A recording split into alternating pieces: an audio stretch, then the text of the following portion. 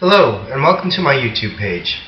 I'm making this page as part of an ongoing technological integration project for a course I am taking as I pursue my Master's in Education in Instructional Technology at the University of Houston College of Education. I have recently taken the LSAT in preparation for admission into law school as a commitment to advocating legally for victims of cybercrimes, cyberbullying, and targeted hate crimes. Let me share with you briefly my story. In 2010, I became a targeted victim of a new generation of crimes committed by a cyber gang. These criminals hacked into my personal private home network and affected all of my computers and files within them. I knew it was a cyber gang when one day I turned on my computer and my desktop wallpaper was converted to an image of a pirate skull and crossbones, the telltale mark of conquest by hackers, stealing all authentic software and their serial numbers, and making a clear statement that this was not my computer anymore. At first, I truly felt like my privacy had been severely violated. Being a high school teacher at a local high school at that time, I definitely was worried about my private life intersecting with my public life. As an educator, we work hard to compartmentalize our public persona and our private personal affairs to which we are all entitled to. The hacking extended into my workplace. Shortly after my personal network was compromised, the district that I had worked for publicly announced that its databases had been broken into, and I knew what that was all about. Mass identity theft of teachers, employees, and of a predatory nature, the underage students. Furthermore, my computers at work was one of the computers that was compromised, and every work file that I generated over the course of 4 years of teaching was corrupted and destroyed, completely paralyzing me professionally. The hacking in my personal life was accompanied by regular and consistent harassment and vandalism. It began with simple things: derogatory slurs fingered into the dirt of the side of my car, my breakers were shut off while I was at work, my doorbell and locks were superglued shut. This escalated to break-ins on a consistent basis while I was at work, and each time stealing different things ranging from my spare keys and garage door opener to underwear, all my right shoes, small electronics, computer parts, checks, and other identity-related documents. This escalated further to vandalism on my car and inside my home, slitting my tires, stealing my car bumper, punching holes in my walls, and pulling out the water valves to cause serious water damage in my place of residence. This was getting really bad, and it had begun to take a psychological toll on me. Up to this point, my physical privacy and my psychological privacy had been compromised severely and consistently. My property had been vandalized, and my career was interrupted. The true damage and measurable damage was observed when I took a deep look at my credit and my finances. My credit was completely sabotaged by approximately $75,000 in fraudulent credit lines, a criminal background in a state I had never been to, approximately 50 credit inquiries per month since 2009, and establishment of a business in my name in a state where I have never been to, just to name a few things. Furthermore, my retirement account had been modified, showing a balance substantially lower than what it should have been. It began to get truly frightening when the wallpaper on my computer turned into an Aryan cross one day in 2011, and death threats encoded within acrostic word puzzles began printing out by themselves on my computer. The power of the imagery that symbolized white supremacist hate was enough to submit me into fear and intimidation of going to the authorities for a time being, namely the rational and justified fear of retaliation by an organized hate-based criminal organization.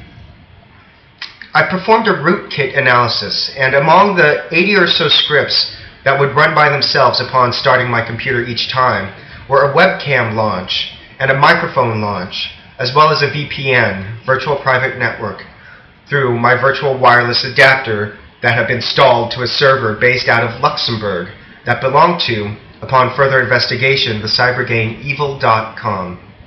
The realization that my life and personal information had been in other people's hands, and that had gone on for so long unnoticed, was haunting, if the death threats weren't enough. Long story short, my recent experience has been one of translating adversity into success. After a prolapsed period of fear, depression, and helplessness, I reached within myself to find the strength to begin converting my experience into a solution and my education would prove to be the most powerful tool as I embarked on my journey forward in life. My decision to build upon my career by pursuing a Master in Education, take the LSAT, and pursue admission into law school is not only a measure to help myself, but one that I can apply for a larger social purpose. I've talked about cybercrimes and cyberbullying, but truly what I experienced was cyberterrorism by a professional criminal organization in the business of hate and anarchy. Looking back, I now see that the nature of the crimes committed against me was a maturity bracket or two below where I was at that phase of my life, and thankfully, as an adult victim of this brand of crime, I was able to pull myself out of that zone of fear and depression because I came already equipped with the know-how to help myself, get help, and turn my experience into a meaningful one. I sympathize with those younger than myself who have not yet learned these skills. We see too many tragic endings in our schools and in our society when cybercriminals get together and conspire to terrorize individuals for who they are or for no apparent reason at all.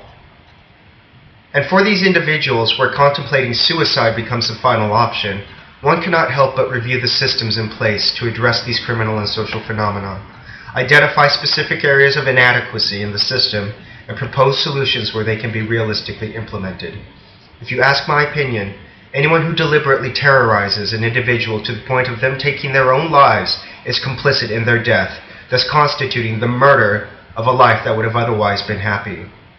The indifference to human life that cybercriminals exhibit is what disturbs me the most, and what bothers me even more is when they get away with it. With my own experience, I am heading forward, not backwards. By pursuing the degrees that will allow me to become a Master of Education and Doctor of Jurisprudence, I have found the solution that works for me in addressing this social ill. On my YouTube page today, and in days to come, please find other videos that I find relevant to the social issues of cyberbullying, cybercrimes, and my newest area of interest for which I plan to conduct further research, new technologies developed by cybercriminals to hack into people's brains. Victims, professional and healthy individuals, are coming forward in mass numbers with their experiences. I'll just provide a short preview and description of how this works and what I know thus far from having worked with a human rights group called Freedom from Covert Harassment and Surveillance. Current ambient auditory technologies exist that can effectively digitize your conscious thoughts, which are basically EEG brainwaves or electrical impulses.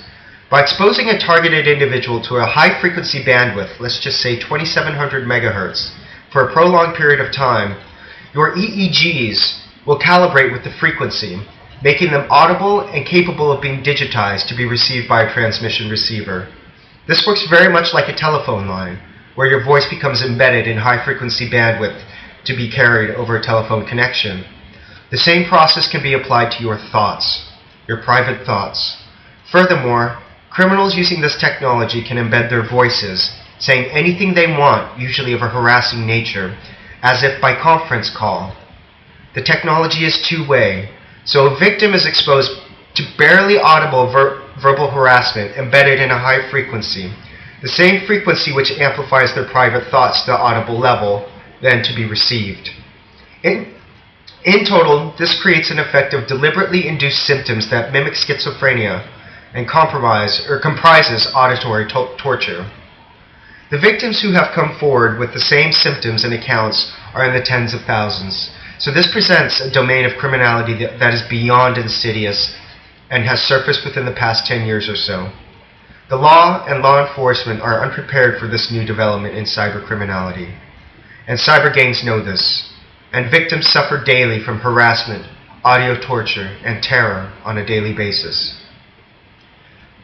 That their stories are now known makes educating the general public and establishing legal remediation for this phenomenon both proactive and reactive. So please take a moment to look at the videos I have found on the subject matter, and thank you for listening to my story.